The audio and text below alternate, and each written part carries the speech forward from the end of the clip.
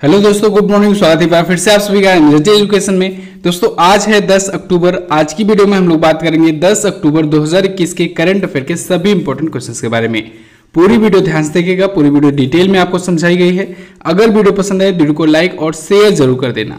इस वीडियो की PDF file और डिटेल्स के साथ क्विज मिलेगी आपको हमारे एप्लीकेशन एमजेटी ऐप पर।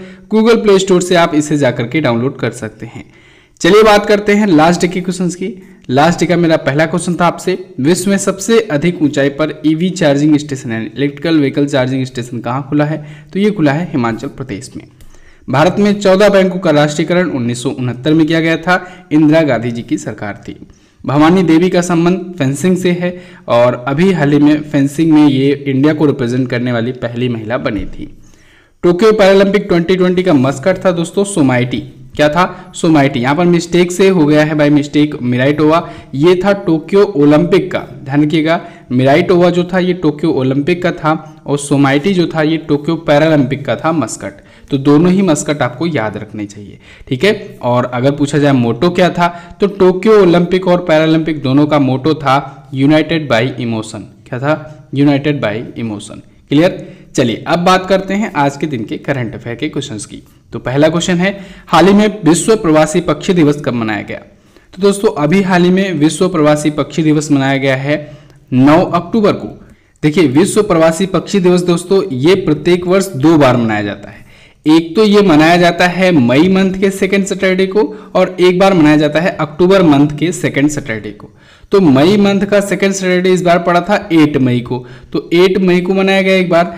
इसके बाद दोस्तों अक्टूबर मंथ वाला जो मनाया गया वो सेकंड सैटरडे पड़ा 9 अक्टूबर को, तो इस बार 9 अक्टूबर को भी मनाया गया, ठीक है। तो यानी 2 बार मनाया जाता है, एक तो मई महीने के सेकंड सैटरडे को और एक अक्टूबर महीने के सेकंड सैटरडे को। वर्ल्ड माइग्रेटरी बर्ड डे यानी विश्व प्रवासी पक्षी दिवस। इस बार की थीम क्या रखी गई है? इस बार की थीम देखिए यहाँ पर लिखी गई है, बहुत ही खूबसूरत, सिंग फ्लाई सोर लाइक ए बर्ड।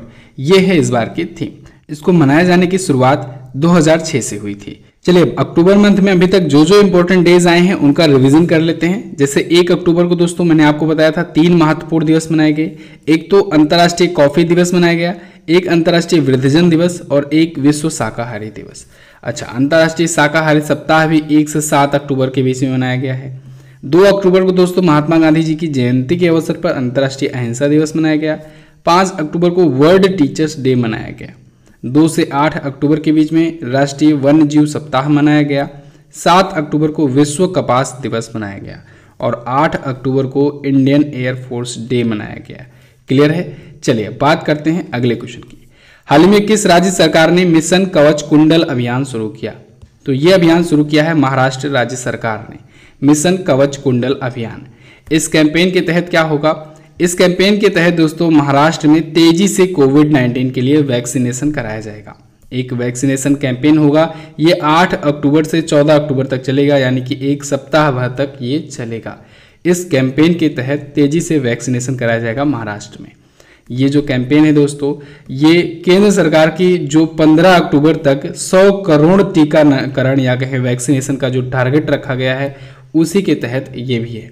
यानी कि केंद्र सरकार ने 15 अक्टूबर तक एक टारगेट रखा है कि भारत भर में 100 करोड़ का वैक्सीनेशन हो जाए। तो उसी कैंपेन के तहत सभी राज्य जो हैं तेजी से वैक्सीनेशन अपने अपने राज्यों में करेंगे, ऐसी जिम्मेदारी उनको दी गई है। महाराष्ट्र आया है तो महाराष्ट्र के बारे में बात करेंगे हम लोग। महाराष्ट्र देखिएगा यहाँ पर है मैप में, मुंबई यहाँ की समर कैपिटल है और नागपुर है winter capital. Uddhav Thackeray Shiv Sena party से यहाँ के चीफ मिनिस्टर हैं। गवर्नर हैं भगत सिंह कोश्यारी और यहाँ के चीफ जस्टिस हैं दीपांकर दत्ता। लोनार झील दोस्तों यहीं से संबंधित है, बहुत इंपॉर्टेंट लेक है, इसका नाम याद रखना है। ये पिंक हो गई थी, इसका कलर जो था ये गुलाबी कलर का हो गया था, तो ये चर्चे में आई थी, ठीक है। ये उल्का पिंड के गिरने से बनी हुई झील है। इसके अलावा दोस्तों भोर घाट, थाल घाट, अम्बा घाट यहाँ पर दर्रे हैं। लावड़ी यहाँ का प्रमुख लोक नृत्य है, इसका नाम आपको याद रखना है। लावड़ी हुआ, तमाशा हुआ, ठीक है, तमाशा भी आपको याद रखना है। ये सभी महाराष्ट्र से संबंधित है। अच्छा, महाराष्ट्र दोस्तों पिछले दिनों में कई बार चर्चे में आया अपने जीआई टैग को लेकर के। यहाँ के कई प्रोडक्ट को पिछले दिनों में दिया गया है जीआई टैग। जैसे महाराष्ट्र में दोस्तों पालघर के चीकू को दिया गया जीआई टैग। इसके अलावा वाडा कोलम चावल को दिया गया, तो ये दोनों पालघर से हैं, पालघर महाराष्ट्र का ही जिला है। इसके अलावा महाराष्ट्र के रायगढ़ का दोस्तों सफेद प्याज है, सफेद प्याज, तो उसके सफेद प्याज को भी दिया गया है जीआई टैग। बाकी भी कई और जीआई टैग दिए गए हैं, इन पर मैं आपको अलग से सेपरेट वीडियो बना करके दूंगा। महाराष्ट्र देखिए फिलहाल अपना बॉर्डर किससे किससे शेयर करता है, तो महाराष्ट्र दोस्तों गोवा से, कर्नाटका से, तेलंगाना से, छत्तीसगढ़, मध्य प्रदेश और गुजरात से अपना बॉर्डर शेयर करता है। गुजरात से ही एक्चुअली में अलग हुआ था, गुजरात और महाराष्ट्र अलग हुए थे। सबसे पहले राज्यों का जब विभाजन हुआ आज़ादी के बाद तो यही दोनों था। 1 मई 1960 को, 1 मई 1960 को दोस्तों ये दोनों राज्य अलग होते हैं। ठीक है, तो जैसे तो शुरुआत में 14 बड़े राज्यों का करके गठन किया गया था, इसके बाद सबसे पहले यही 2 राज्य जो हैं ये अलग होते हैं 1 मई 1960 को, गुजरात और महाराष्ट्र। तो दोनों राज्यों का स्थापना दिवस मनाया जाता है। क्लियर है? अगला क्वेश्चन देखते हैं। अगला क्वेश्चन है, हाल ही में मोहम्मद बैवोगुल किस देश के प्रधानमंत्री बने? तो ये बन गए हैं दोस्तों गिनी के नए प्राइम मिनिस्टर मोहम्मद बैवोगुल। ये देखिए इमेज इनकी देख लीजिए, ये गिनी के नए प्राइम मिनिस्टर बने हैं। हालांकि अभी इनको अंतरिम रूप से ही नियुक्त किया गया है। अभी आपको याद होगा कुछ दिन पहले ही मैंने आपको गिनी के बारे में बताया था, जब वहां पर सैन्य तख्ता पलट हुआ था। वहां के जो अब वर्तमान में राष्ट्रपति हैं कर्नल ममाडी डोम्बाया, इन्होंने सैन्य तख्ता पलट किया था, वहां के प्रेसिडेंट को हटा दिया था, उनको जेल में बंद कर दिया था और फिर अपने आप को उन्होंने अंतरिम राष्ट्रपति इंटरिम प्रेसिडेंट नियुक्त कर लिया था। तो उन्होंने ही इनको अब बना दिया है अपना प्राइम मिनिस्टर, यानी उस देश का प्राइम मिनिस्टर। किसको? मोहम्मद बैवोगुई को। एक्चुअली इनका नाम मोहम्मद बैवोगुई है असली नाम। ठीक है, तो इनको वहां का प्राइम मिनिस्टर बना दिया गया है। अब देखिए गिनी आया है, तो गिनी हम लोग वर्ल्ड मैप में देखेंगे। तो सबसे पहले देखिए ये रहा अपना प्यारा भारत। यहां से आप आएंगे अफ्रीकन कॉन्टिनेंट में। अफ्रीकन कॉन्टिनेंट में आ जाइए, इधर आ जाइए, इधर ये रहा एक छोटा सा देश गिनी। इसकी कैपिटल है कोनाक्री। देखिए यहाँ पर इसकी कैपिटल है कोनाक्री। और यहाँ की करेंसी क्या होती है? यहाँ की करेंसी होती है दोस्तों गिनियन फ्रैंक। क्या होती है? Guinean Frank. ओके, तो ये है अफ्रीका। इधर आपको अटलांटिक महासागर मिल जाएगा जो कि सर्पिलाकार में है, तो अफ्रीका के बिल्कुल ये पश्चिम में स्थित है ये देश। क्लियर? अगला क्वेश्चन देखते हैं। अगला क्वेश्चन है, भारत का पहला स्मार्टफोन आधारित ई वोटिंग समाधान किस राज्य ने विकसित किया? तो अभी हाल ही में तेलंगाना राज्य सरकार ने भारत का पहला smartphone based e voting solution launch किया है। ये दोस्तों ई वोटिंग सॉल्यूशन के माध्यम से वोटिंग की जा सकेगी, लोग अपनी मोबाइल से ही वोटिंग कर सकेंगे। आने वाला जमाना यही होने वाला है, लोगों को वोटिंग बूथ पर भी जाने की जरूरत नहीं पड़ेगी, लोग अपने मोबाइल के थ्रू ही कर सकेंगे। अब ऐसा नहीं है कि इसमें हैकिंग वाली प्रॉब्लम आएगी या ऐसा कुछ आएगा, इसके लिए तुरंत ही ख्याल जाता है कि अब तो हैकिंग होने लगेगी, लेकिन इसका दावा है कि ये आर्टिफिशियल इंटेलिजेंस बेस्ड है और पूरी तरीके से सिक्योर भी है। ये ऐसा माना गया है वहाँ पर, ठीक है, तेलंगाना में, कि ये पूरी तरीके से हाईटेक तरीके का बनाया गया है और फुली सिक्योर्ड है। लेकिन अब आगे क्या होता है ये तो अभी ट्रायल के बाद ही पता चलेगा। अभी इसका फिलहाल ट्रायल रन किया जाएगा, ठीक है। डमी चुनाव जो होंगे उसमें भी इसका परीक्षण किया जाएगा, कई प्रकार के ये परीक्षणों से गुजरेगा, उसके बाद पता लगेगा इसका रिस्पॉन्स क्या है। लेकिन बनाने वाले का दावा है तो फिर देखने वाली बात होगी। इसका नाम होगा T-SEC ई-वोट, ठीक है। तो ये है इसका नाम, भारत का पहला smartphone based e voting solution है या कहें एप्लीकेशन है। क्लियर? तेलंगाना ने लॉन्च किया है, तेलंगाना के बारे में हम लोग जानेंगे। तेलंगाना देखिएगा यहाँ पर है मैप में, इंडिया के मैप में आप देखेंगे तो आंध्र प्रदेश से अलग हुआ था तेलंगाना 2 जून 2014 को, तब बना था 29वें राज्य के रूप में ये। लेकिन फिलहाल अभी जम्मू कश्मीर और लद्दाख यूनियन टेरिटरी बन गए हैं, तो भारत में है 28 राज्य, ठीक है। तेलंगाना अपना बॉर्डर किससे किससे शेयर करता है? इधर ये छत्तीसगढ़ से, आंध्र प्रदेश से, कर्नाटका से और महाराष्ट्र से अपना बॉर्डर शेयर करता है। इसकी कैपिटल होती है हैदराबाद। सीएम है यहाँ के चंद्रशेखर राव, यही यहाँ के पहले सीएम है और यही यहाँ के दूसरे भी सीएम है। कारण ये है कि 2014 में जब से ये अलग हुआ तब ये बने थे पहली बार, और दूसरी बार भी यही चुनाव वहाँ के जीत गए हैं। तमिलिसाई सौंदरराजन जी यहाँ की हैं गवर्नर।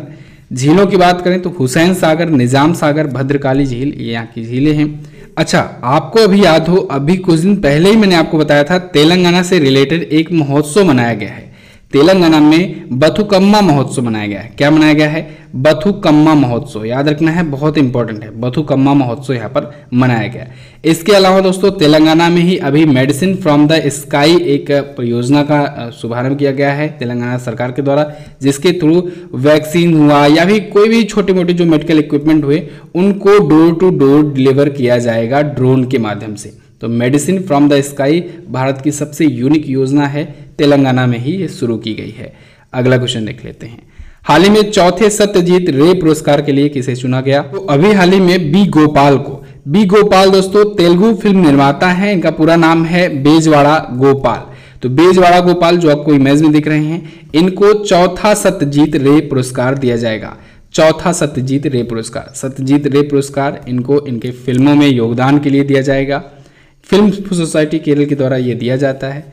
इसके तहत दोस्तों 10,000 रुपए का कैश दिया जाएगा, एक स्मृति चिन्ह दिया जाएगा और एक पट्टिका दी जाएगी। ये चौथा दिया जा रहा है इनको, तो यानी कि इनसे पहले 3 प्राप्तकर्ता होंगे।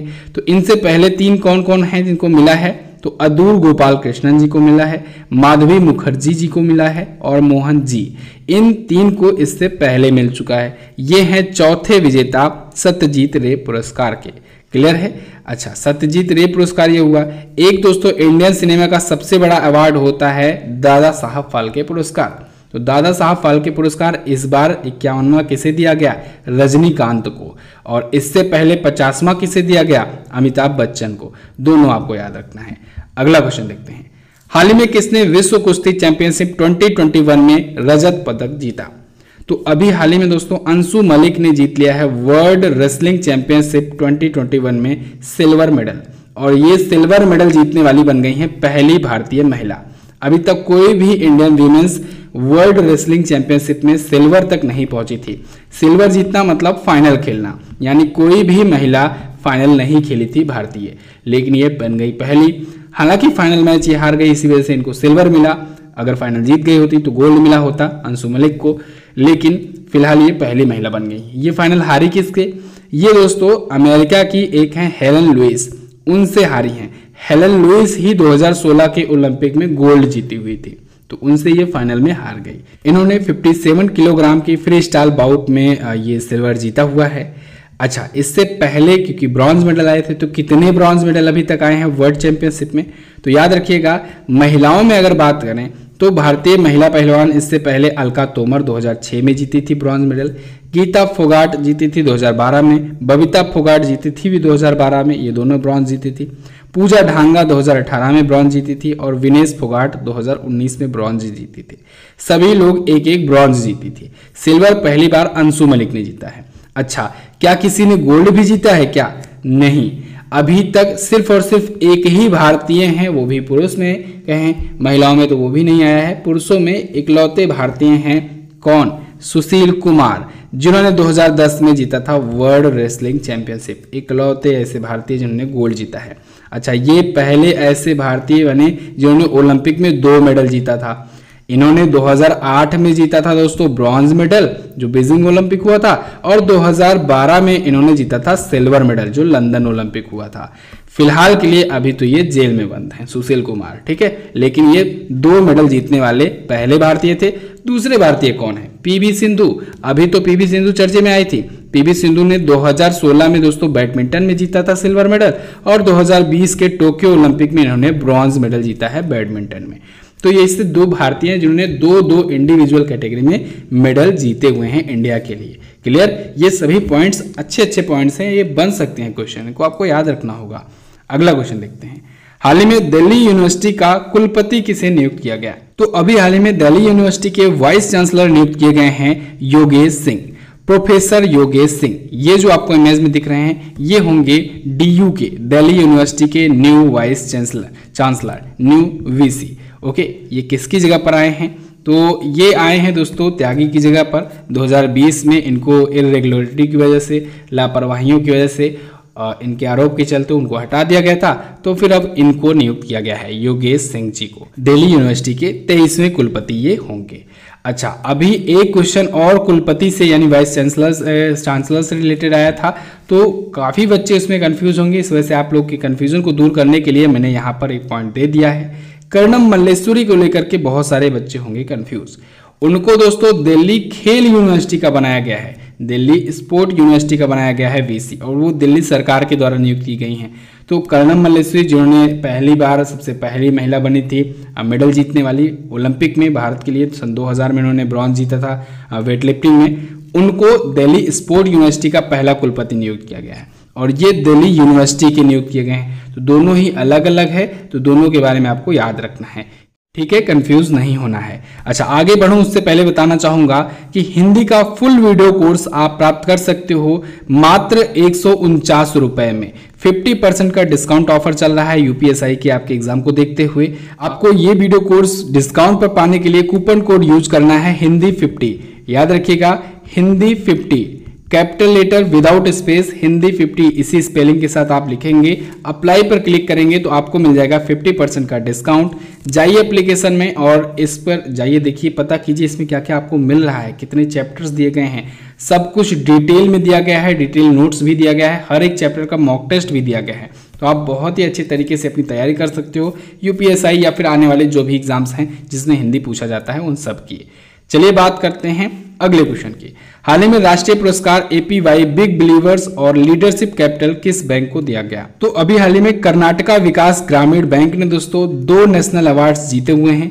एक तो है एपीवाई बिग बिलीवर्स अवार्ड और एक है लीडरशिप कैपिटल बैंक अवार्ड। ठीक है, तो ये दोनों अवार्ड इनको मिला है, किसे? कर्नाटका विकास ग्रामीण बैंक को। एपीवाई बिग बिलीवर्स अवार्ड का मतलब हुआ अटल पेंशन योजना बिग बिलीवर्स अवार्ड, और इसके अलावा लीडरशिप कैपिटल अवार्ड, ये 2 अवार्ड इनको मिले हैं। तो इन दोनों अवार्ड को रिसीव किया है दोस्तों पी गोपी कृष्णा ने, जो कि हैं अध्यक्ष कर्नाटका विकास ग्रामीण बैंक के। दिया किसने है? दिए हैं दोस्तों सुप्रतिम बंदोपाध्याय जी, जो कि पेंशन फंड नियामक और विकास प्राधिकरण के करंट टाइम पर अध्यक्ष हैं। कर्नाटका विकास ग्रामीण बैंक की बात करें तो 2005 में स्थापित हुआ था। इसका हेडक्वार्टर है धारवाड़ कर्नाटक में, और इसके अध्यक्ष कौन हैं? पी गोपी कृष्णा, जिन्होंने ये अवार्ड रिसीव किया है। क्लियर? अगला क्वेश्चन, कॉइन स्विच कुबेर का ब्रांड एम्बेसडर किसे बनाया गया? तो कॉइन स्विच कुबेर के नए ब्रांड एम्बेसडर बने हैं रणवीर सिंह, अभिनेता रणवीर सिंह। तो इनको कॉइन स्विच कुबेर का एक कैंपेन अभी चल रहा है, कुछ तो बदलेगा, तो कुछ तो बदलेगा के ये होंगे ब्रांड एम्बेसडर। ठीक है, कुछ तो बदलेगा, इसके ये ब्रांड एम्बेसडर होंगे रणवीर सिंह। अभी कुछ दिन पहले याद होगा आपको एनबीए इंडिया का भी इनको ब्रांड एम्बेसडर बनाया गया था, एनबीए इंडिया का ब्रांड एम्बेसडर इनको बनाया गया था। इसके अलावा मैंने आपको बताया था कि ये माई 11 सर्कल के भी ये ब्रांड एम्बेसडर हैं। ठीक है, तो ये 3 ब्रांड एम्बेसडर तो 3 कंपनियों के अभी हाल फिलहाल में ये बने हुए हैं, तो इनको आपको याद रखना है। कॉइन स्विच कुबेर कंपनी की बात करें दोस्तों, तो ये बिटकॉइन वगैरह या फिर जो भी क्रिप्टो करेंसी वगैरह होती हैं उनमें इन्वेस्टमेंट वगैरह करने के लिए एक एप्लीकेशन है। करंट टाइम पर इसकी वैल्यूएशन है $1.9 बिलियन। ये भारत की 30वीं यूनिकॉर्न कंपनी है, स्टार्टअप है। तो अभी हाल फिलहाल में जो ब्रांड एम्बेसडर से रिलेटेड क्वेश्चन आए हैं उनका रिवीजन कर लेते हैं। अभी उत्तर प्रदेश सरकार की ओडीओपी योजना की ब्रांड एम्बेसडर बनाई गई हैं कंगना रनावत, ओडीओपी यानी वन डिस्ट्रिक्ट वन प्रोडक्ट योजना। एनबीए इंडिया के ब्रांड एम्बेसडर रणवीर सिंह ही बनाए गए हैं। एडिडास ने अपने स्टे इन प्लान अभियान का ब्रांड एम्बेसडर मीराबाई चानू को बनाया। टाटा एआईए ने लाइफ इंश्योरेंस का अपना ब्रांड एम्बेसडर बनाया नीरज चोपड़ा को। इक्विटास स्मॉल फाइनेंस बैंक की रानी रामपाल और स्मृति मानधाना, ये दोनों बनाई गई brand ambassador. Fino payment bank limited के ब्रांड एम्बेसडर पंकज त्रिपाठी बनाए गए। अमृतांजन हेल्थ केयर के मीराबाई चानू और बजरंग पूनिया बनाए गए। कॉइन डीसीएक्स के अमिताभ बच्चन बनाए गए अभी हाल फिलहाल में। ये सभी आए हुए ब्रांड एम्बेसडर हैं। क्लियर? वीडियो अगर पसंद आया दोस्तों तो वीडियो को लाइक और शेयर जरूर कर दिया करो। आपके लाइक और शेयर से ही हमारा उत्साह बढ़ता है, तो प्लीज वीडियो को लाइक कर दिया करो और एक शेयर जरूर कर दिया करो। यही आप समझो कि आपको मैं यहाँ पर 20 मिनट का ये कंटेंट दे रहा हूँ, जो कि 4 से 5 घंटों की हमारी मेहनत होती है। तो इस पर आप 5 सेकंड या 20 सेकंड तो लगा ही सकते हैं, हमें भी 20 सेकंड दे सकते हैं। 20 सेकंड में आप 5 से 10 लोगों के पास शेयर कर देना, जितना ज़्यादा से ज़्यादा हो सके उतना कोशिश किया करो शेयर करने की। अगला question, most important question, Allahabad high court के नए मुख्य न्यायाधीश कौन बने? तो इलाहाबाद हाईकोर्ट के नए चीफ जस्टिस बन गए हैं दोस्तों राजेश बिंदल। राजेश बिंदल आपको याद होगा कलकत्ता हाईकोर्ट के ये अंतरिम मुख्य न्यायाधीश थे अभी तक। तो इनको फिलहाल नियुक्त कर दिया गया है दोस्तों इलाहाबाद हाईकोर्ट, जो कि विश्व का सबसे बड़ा हाईकोर्ट है मुकदमों के मामले में, उसका इनको मुख्य न्यायाधीश नियुक्त कर दिया गया है। इनकी नियुक्ति हुई है 2 वर्षों के लिए, कार्यकाल इनका अगला 2 वर्ष होगा। राष्ट्रपति रामनाथ कोविंद जी ने इनको नियुक्त किया है। अच्छा देखिए, कोई भी चीफ जस्टिस हो, किसी भी राज्य का हो, राष्ट्रपति के द्वारा ही वो नियुक्त होता है। नियुक्ति राष्ट्रपति करता है, लेकिन शपथ कौन दिलाता है? उस राज्य का राज्यपाल। तो अभी आप कमेंट करके बताओ इनको शपथ कौन दिलाएगा। इसके अलावा दोस्तों इस्तीफा किसको वो देते हैं? इस्तीफा भी वो अपना राष्ट्रपति को ही देते हैं, ये भी आपको याद रखना चाहिए। टोटल कितने हाई कोर्ट है भारत में? टोटल है 25 हाई कोर्ट। 25वां हाई कोर्ट कौन सा है? 25वां हाई कोर्ट है आंध्र प्रदेश का हाई कोर्ट, इसको भी याद रखना है। भारत में क्या विश्व में सबसे बड़ा हाई कोर्ट है इलाहाबाद हाई कोर्ट। कारण क्या है कि ये बहुत ज़्यादा क्षेत्र को कवर करता है, बहुत ज़्यादा आबादी को कवर करता है। ठीक है, तो इलाहाबाद हाई कोर्ट है, इसमें बेंचें भी ज़्यादा हैं, जजेस की संख्या भी ज़्यादा होती है। चलिए, सुप्रीम कोर्ट ऑफ इंडिया कहाँ पर है? वो है दिल्ली में। ओके, तो बस दोस्तों ये तो थे हमारे आज के दिन के टॉप 10 करंट अफेयर के क्वेश्चंस। आई होप वीडियो आपको पसंद आई होगी। वीडियो आपने लाइक कर दिया होगा, लाइक और शेयर नहीं किए हो तो लाइक और शेयर कर सकते हो। यूपीएसआई का 10 फुल मॉक टेस्ट आप इसे 99 में भी नहीं, इससे भी कम प्राइस पर प्राप्त कर सकते हो यूपीएसआई 10 कूपन कोड यूज करके।